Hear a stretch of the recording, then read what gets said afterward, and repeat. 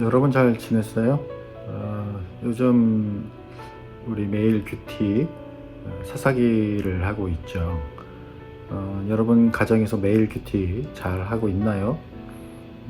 이 시간에는 목사님이 사사기에 대해서 여러분들이 잘 이해할 수 있도록 약간의 설명을 해줄까 해요.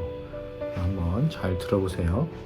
오늘은 아주 짧게 이야기 될 거예요.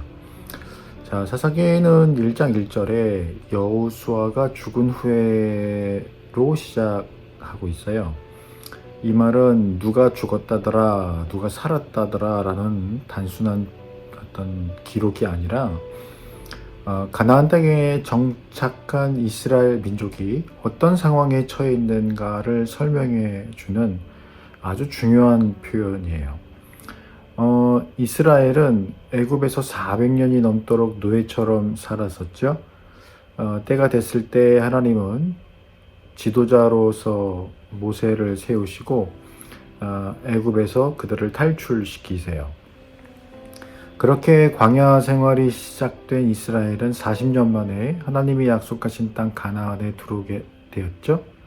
결국 그 땅을 주셔서 정착해서 살기까지 광야 생활에서는 지도자 모세와 함께, 그리고 가나안 땅을 이제 정복하고 정착해서 살기까지는 여호수아라는 훌륭한 지도자와 함께 했고, 이 지도자들을 통해 하나님은 이스라엘과 소통하셨고 해야 할 일을 알려주시고 그의 능력을 나타내셨어요.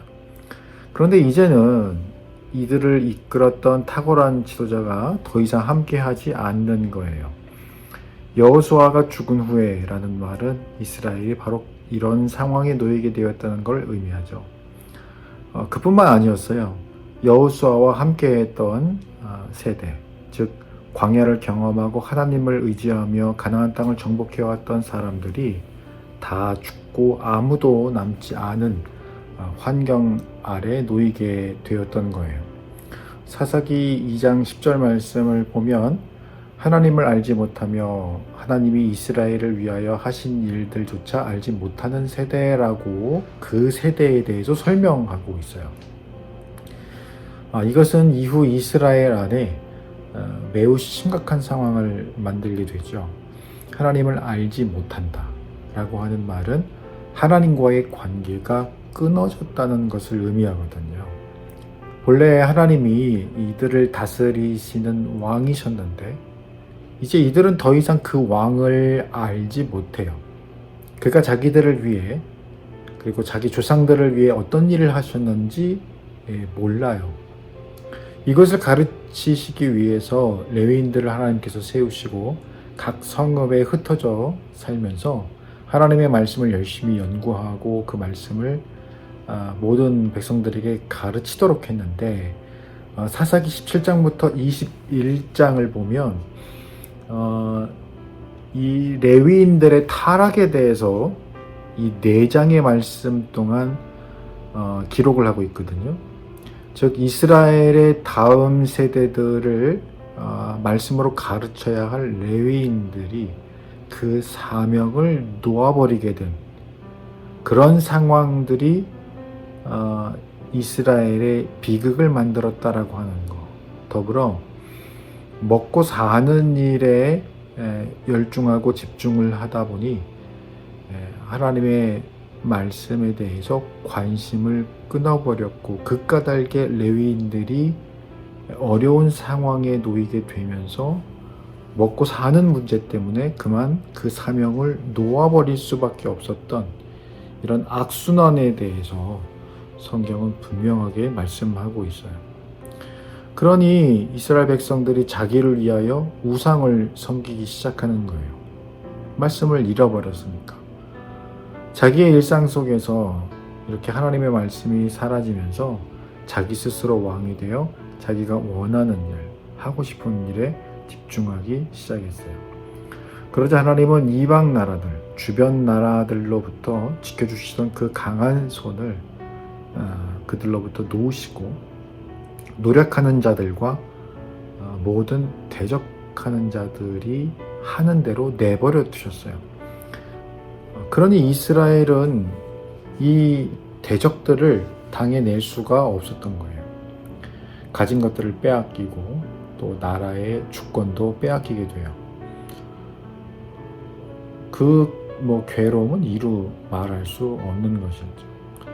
그러나 고통당하는 이스라엘을 하나님은 그대로 내버려 두지 않으시고 사사라고 하는 지도자를 세우시는 거예요. 그리고 그 사사들을 통해서 노략자들의 손에서 구원하셨죠. 그래서 이 성경 이름이 사사기예요. 그럼에도 불구하고 이스라엘은 악한 길로부터 돌이키지 않았어요. 이스라엘이 범죄함으로 이웃 나라들과 노략자들에게 침략과 지배를 당하고 그 괴로움에 부르짖자 하나님께서 사사를 세우셔서 이들을 구원하시고, 또 사사가 죽자 또다시 이스라엘이 범죄하고 나라를 빼앗기는 이러한 순환이 7번 반복되고 있는 내용이 사사기 전체의 내용입니다. 자, 이번 주는 사사 기드온에 대한 이야기를 여러분 묵상했을 텐데요. 사사기에 나오는 12명의 사사 가운데 기드온은 드보라, 삼손과 함께 3대 사사로 불려요. 이 사사들이 다른 사사들에 비해 대단해서 3대 사사로 불리는 건 아니에요. 단지 이 세 사사의 이야기가 사사기 안에서 좀 다른 사사들에 비해 길게 소개가 되고 있어요. 그뿐이에요. 목사님은 개인적으로 이 기드온이나 삼손, 이들이 좋은 지도자일까? 훌륭한 하나님의 종이었을까? 사실 의문이 있어요. 그건 여러분이 말씀을 묵상하다 보면 왜 그런지 알 수 있을 거예요. 자, 이번 주에 우리 단톡방에 올려놓은 기드온에 관한 묵상 여러분 참고하시고 말씀도 꼬박꼬박 읽어보시기를 바라요. 고맙습니다. 우리 이제 조만간 교회에서 만날게요. 고맙습니다.